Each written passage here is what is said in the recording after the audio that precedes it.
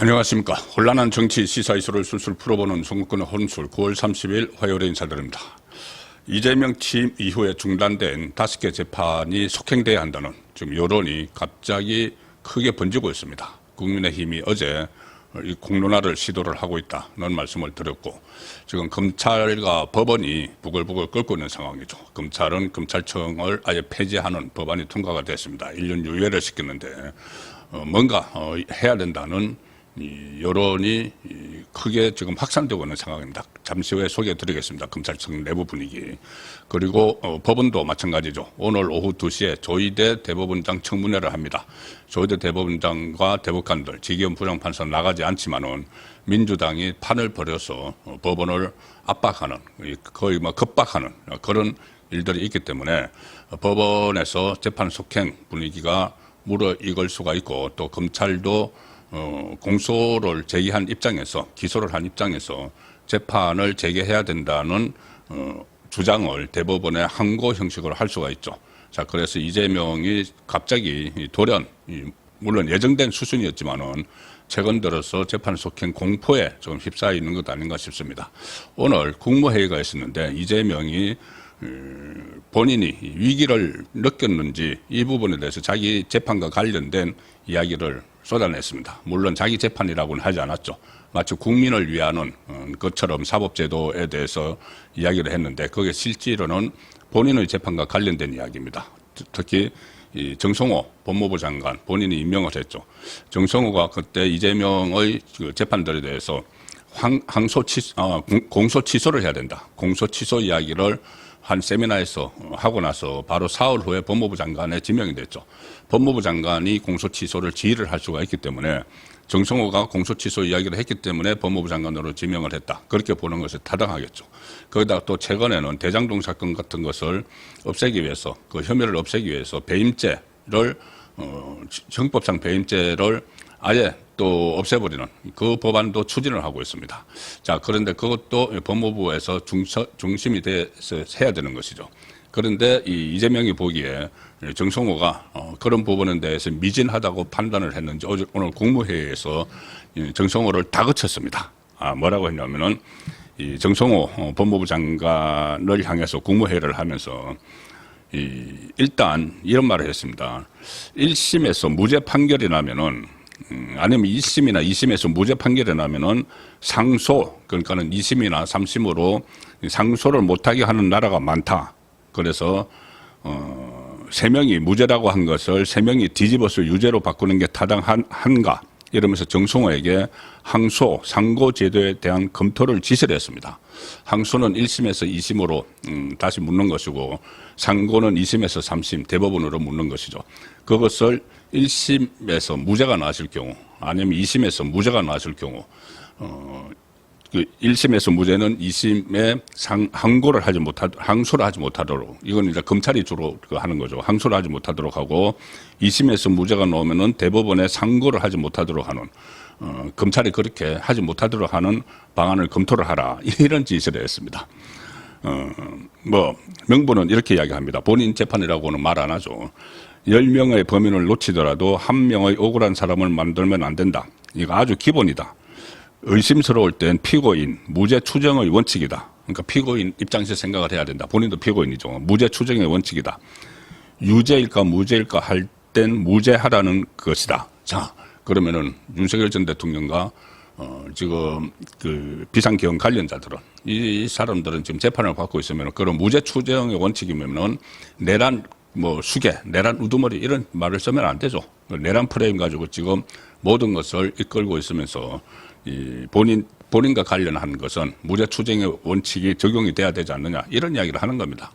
전체 국민을 놓고 이야기를 하는 것 같지만 사실은 본인에 대한 재판 속행이 이 분위기가 확산되니까는 오늘 갑자기 이런 말을 내놓는 것이죠. 왜 그러냐 하면은 지금 1심에서 무죄가 난 게 하나 있죠. 지금 5개의 재판 중에서 이재명은 1심에서 무죄 하나, 유죄 하나가 났습니다. 3개는 아직 1심이 안 나왔고, 1심에서 무죄가 나온 게 황당한 무죄가 나왔죠. 위정교사 사건. 이것은 전 국민이 그 위정을 부탁하는 그 녹음 테이프도 다 들었는데, 이재명에게 우호적인 김동현이 이 김동영 판사가 황당하게 무죄를 그때 선고를 했죠. 법조계에서 이해해야 할 정도의 납득이 안 가는 그런 무죄를 내렸는데 이게 지금 고법에 가 있습니다. 2심에 가 있으니까는 이것을 당연히 이제 검사가 2심으로 항소를 한 것이죠. 그러니까 항소하면 안 된다는 이야기입니다. 1심에서 무죄가 났기 때문에 자기 거 지금 이야기한다고 보시면 됩니다. 1심에서 무죄가 났으니까 하면 안 된다는 거고 지금 발등에 떨어진 이재명이 발등에 떨어진 불은 선거법이죠. 선거법은 1심에서 유죄가 났습니다. 1심에서 유죄가 나서 징역 1년에 집행유예 2년이 났죠. 그런데 이게 2심에서 또 서울 고법에서 황당한 이유로 이거를 무죄로 또 선고를 했습니다. 그러니까 2심에서 무죄 났으니까 이건 대법원에 가면 안 된다. 못 가도록 하라 이겁니다. 그런데 이미 이건 대법원에 가서 유죄 취지로 파기환송이 됐죠. 자, 근데 이것을 무효화, 나중에 이게 완전히 이 항소 상고 제도를 새로 고쳐버리면은, 그것도 소급 적용이 돼서 무효로 만들겠다. 이런 취지가, 담긴 것 같습니다. 그리고 이재명이 정성호에게 지금 1심에서 무죄가 나온 것이 2심에서 유죄가 나올 확률, 아니면 1심, 2심에서 무죄가 나온 것이 대법원에서 유죄가 나올 확률이 어떻게 되느냐 이렇게 물어봅니다. 그러니까 이걸 바로 정성호가 적시해서 대답을 하죠. 그 전에 다 짜고 하는 이야기입니다. 정성호가 이것을 어떻게 다 외우고 있겠습니까? 그 확률을. 그러니까는 정성호가 1심에서 무죄가 2심에서 유죄가 될 확률은 5%다. 1심, 2심 무죄가 3심 대법원에서 유죄가 될 확률은 1.7%다. 이렇게 구체적으로 이야기를 합니다. 짜고 치는 거죠. 그러니까 이재명이 그렇다면은 몇 년씩 재판에서 집 팔아서 겨우 무죄를 내놓으면 항소에 가서 또 그러고 기껏해야 판결이 5% 뒤집어지는데 95%는 헛고생하는 것 아니냐. 국가가 왜 이렇게 국민에게 잔인한가라고 비판을 합니다.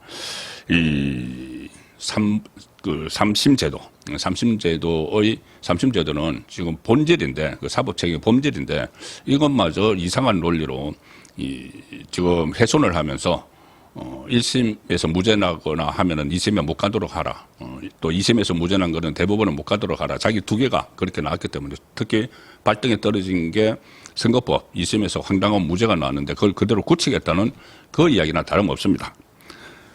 그리고 이렇게 하니까 정성호가 이렇게 이야기합니다. 중대하고 예외적인 경우를 빼놓고는 상소를 금지하는 입법을 추진하겠다는 겁니다. 상소 금지하는. 그리고 이재명 취임 이후엔 검찰에서는 중요 사건을 보고받으면서 그런 방향으로 하고 있다. 이미 그런 방향으로 하고 있다. 자, 지금 추진을 하고 있다는 이야기로 보고를 하는 겁니다. 그리고 이재명은 이렇게까지 말합니다. 구체적 사건에 대한 장관의 구체적 지휘는 쉽지 않다. 이제 가이드라인을 주는 거죠. 일반적 지휘를 하든지 예규를 바꾸든지 검사들의 판단 기준을 바꾸든지 해야 한다. 1심은 유죄, 2심은 무죄의 순서를 바꾸면은 결국 유죄 아니냐. 운수 아닌가. 운수에 속하는 거다. 말이 안 된다. 그래서 이 시스템을 바꾸라. 이렇게 이야기하는데 결국은 자기와 관련된 이 선거법 그리고 위정교사를 놓고 이야기를 하는 것이죠. 그리고 또 다른 혐의들, 대장동 이것은 배임죄를 없애버려서 이것은 그냥 없앨 수 있다는 생각을 하는 것이고 또 여러 가지 다른 사건들도 대북 송금 같은 경우는 공소 취소. 그러니까 이 정성호에게 아니 왜 빨리빨리 공소 취소 그거 빨리 진행을 하지 않는지 대북 송금 이런 문제도 아울러 질책을 했다고도 볼 수가 있습니다. 그리고 형법상 배임죄를 폐기해서 대장동, 백현동 개발 비리, 의혹들을 전부 다 없애야 되는데 왜 빨리 하지 않느냐 이렇게 질책을 했다고도 볼 수가 있고 정성호가 거기에 대해서 최선을 다하겠다고 마치 충성맹세를 하는 그런 모습이 오늘 국무회의에서 보였습니다. 지금 그렇다고 하더라도 지금 법원과 검찰이 워낙 들끓고 있어서 이재명 재판 속행은 조만간 가시화될 가능성이 상당히 높습니다. 오늘 2시에 조희대 대법원장 청문회를 법사위에서 하죠. 물론 조희대, 지기현 부장판사 다 출석을 하지 않지만 기지청, 개딸들에게 메시지를 보내기 위해서 이것을 그대로 강행을 합니다. 그런데 오늘 대법원이 그때 지기현 판사가 룸사롱에서 접대받았다. 이 부분에 대해서 결론을 내렸습니다. 대법원 감사위원회가 지금 확인된 사실관계만으로는 징계 사유가 있다고 판단하기 어렵다. 이렇게 이야기했습니다. 수사기관의 조사 결과를 기다려서 향후 드러나는 사실관계가 비위 행위에 해당할 경우 엄정하게 처리한다. 지금은 징계 사유가 아니라는 이야기입니다. 이 감사위원회는 7사람인데 위원장, 부위원장을 포함해서 6사람이 외부 위원입니다. 그리고 1명만 법관이 참여를 하기 때문에 이건 신뢰를 할 수가 있는 것이죠.